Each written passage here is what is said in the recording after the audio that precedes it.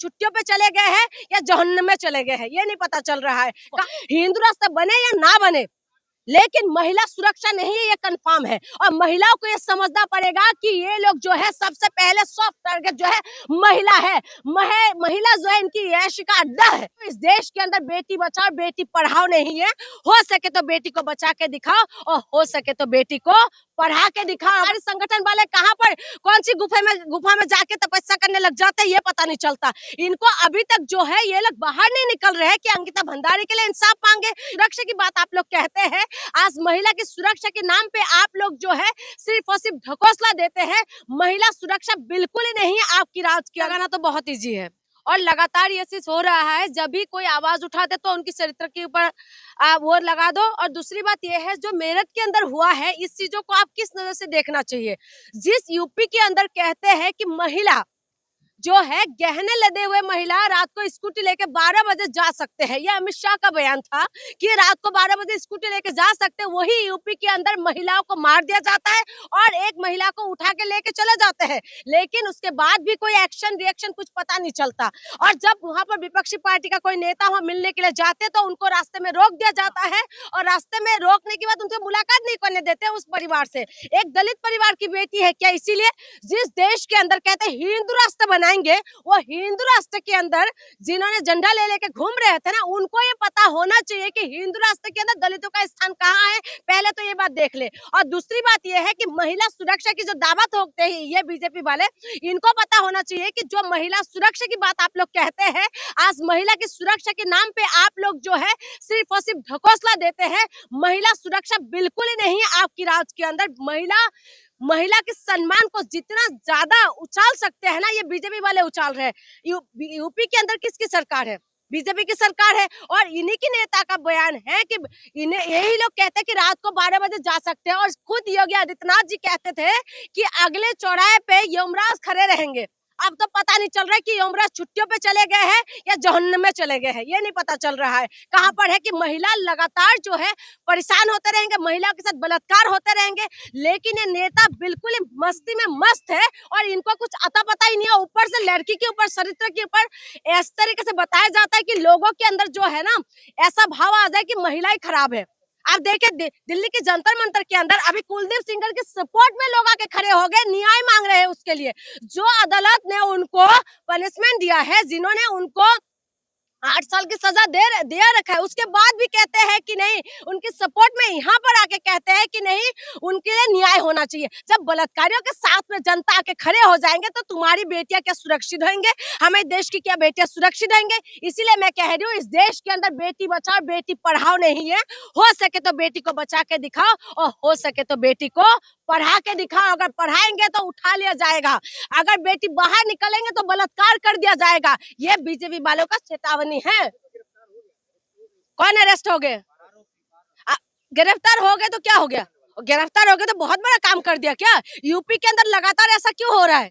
उन्नाव की बेटी जंतर मंतर के अंदर आके प्रोटेस्ट करके वो अपने इंसाफ मांगना पड़ता है। यूपी के अंदर ये हो रहा है, हाथरस के अंदर हो रहा है, मेरठ के अंदर हो रहा है, कभी जो है अलग अलग जगह बनारस के अंदर हो जाते हैं। उसके बाद कहते हैं राम राज्य है। राम राज्य के अंदर जो महिला सुरक्षित नहीं है और जो राम राज्य की दावा ठोकने वाले सरकार है, इनसे मैं पूछना चाहती हूँ, अगर राम राज्य है तो महिला सुरक्षित क्यों नहीं है? अगर महिला सुरक्षित नहीं है तो आप अपना एक्शन क्यों नहीं ले रहे? आप कहते हैं कि यमराज आएंगे, यमराज कहाँ पर है? कहाँ जन्म में घुसे हुए हैं यमराज? हम वो जानना चाहते हैं। और दूसरी बात मैं ये पूछना चाहती हूँ, जो सरकार कहते हैं कि बेटी बचाओ बेटी पढ़ाओ, तो बेटी की सुरक्षा के नाम पे ये सब क्या चल रहा है? तो बेटियों की सुरक्षा के लिए ये लोग आगे क्यों नहीं बढ़ते? और जो हिंदू संगठन वाले जितना भी है, जो इनकी जो पेट में दर्द होना शुरू हो जाते हैं जब बांग्लादेश के अंदर हिंदुओं को मारते हैं, होना चाहिए, लेकिन देश के अंदर जब बेटियों के साथ बलात्कार होते हैं, जब देश की बेटियों की इंसाफ की बात आता है, तो सारे संगठन वाले कहाँ पर कौन सी गुफा में जाके तपस्या करने लग जाते हैं, ये पता नहीं चलता इनको। अभी तक जो है ये लोग बाहर नहीं निकल रहे हैं कि अंकिता भंडारी के लिए इंसाफ मांगे, ये लोग बाहर नहीं निकल रहे हैं कि हाथरस की बेटी के लिए इंसाफ मांगे, ये बाहर नहीं निकल रहे कि मेरठ के साथ मेरठ में इतना बड़ा घटना हो गया, हिंदू बेटियों को अपहरण कर लिया गया है, लेकिन उसके बाद ये लोगों का कहीं पर भी कुछ आता पता नहीं हो रहा है। अगर किसी को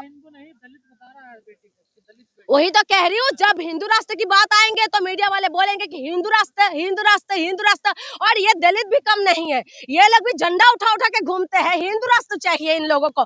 पता चल रहा है ना, अब हिंदू राष्ट्र बनने से पहले तुम्हारी जो है ना, तुम्हारी औकात जूती के नीचे रखा हुआ है, यह पता चल रहा है। खास करके महिलाओं को ये बात समझना पड़ेगा, सारी देशवासी, देश की महिलाओं को, हिंदू राष्ट्र बने या ना बने, लेकिन महिला सुरक्षा नहीं है, ये कंफर्म है। और महिलाओं को ये समझना पड़ेगा कि ये लोग जो है सबसे पहले सॉफ्ट टारगेट जो है महिला है। महिला जो है इनकी ऐश का अड्डा है, महिला इनके लिए सिर्फ और सिर्फ खिलौना है। सारे जो बलात्कारों के उसमें सिर्फ यही लोग क्यों शामिल हो जाते बीजेपी वाले? और मीडिया कहते हैं कि दलितों की बेटी है, दलितों की बेटी है, देश की बेटी नहीं है क्या? दलित क्या देश से बाहर है? तुम तो कहते हो कि हिंदू राष्ट्र के अंदर बराबरी का अधिकार मिलेंगे, तो बराबरी से पहले कि हिंदू राष्ट्र के अंदर महिला कहाँ चले जाते हैं? दलित दलित दलित दलित क्यों चिल्लाते रहते हो? बिल्कुल बिल्कुल, एक महिला को मार दिया है, ठीक है, अभी तक आरोपी है, ठीक है, अभी पता नहीं, मैं भी देख रही हूँ, उसमें ये बताया जा रहा है कि अभी तक पता नहीं चल रहा है कि किसने मारा। उसने बोला मैंने नहीं मारा। आप बताइए कि अभी तक पता नहीं चल रहा है कि किसने मारा है, और वो कह रहे निर्दोष है। निर्दोष होगा तो महिला को कैसे, उसके अगर उसके साथ कुछ भी बात हो कि किसी महिला को मार देंगे, या दलित बेटी को तुम लोग उठा के लेके चले जाओगे? यानी कि महिला जो मनुस्मृति के द्वारा चलते हैं जो लोग, वो लोग तो दलित महिला को कुछ भी नहीं समझते।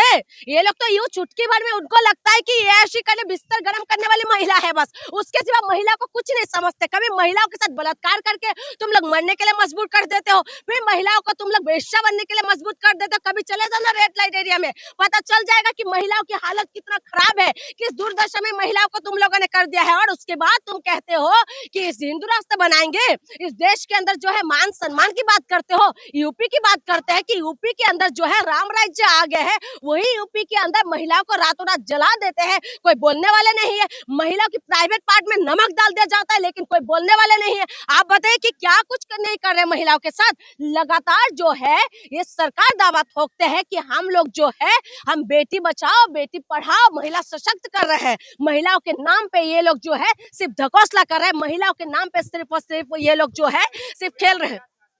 क्या चाह रही हो भाई? दलित अगर तुम क्या चाह रही हो, क्या इंसाफ चाहते हो, क्या चाह रहे?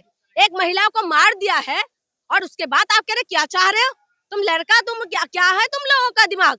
हम क्या चाहेंगे? हम तो इंसाफ ही चाहेंगे ना, उसके ज्यादा हम लोग क्या चाहेंगे कि लॉ एंड ऑर्डर कोई काम नहीं करे। अगर लॉ एंड ऑर्डर काम होते ना तो दिन दहाड़े किसी महिला को ऐसे उठा के नहीं लेके जाते, ठीक है।